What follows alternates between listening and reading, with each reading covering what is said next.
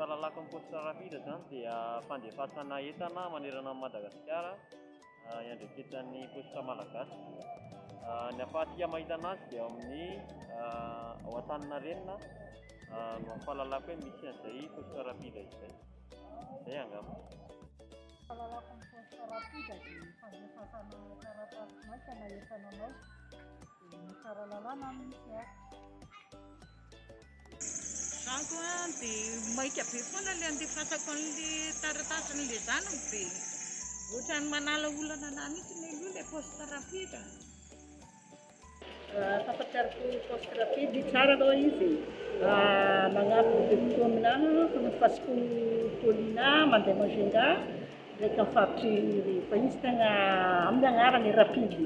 Fa izy misy indraindray tsy alan'ilo kely amin'ny transport raha fa izy tsy dia mitraîne be zegny.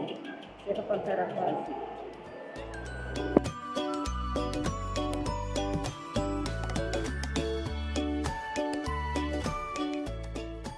Ny poste rapide dia tolotra iray ato amin'ny poste malagasy.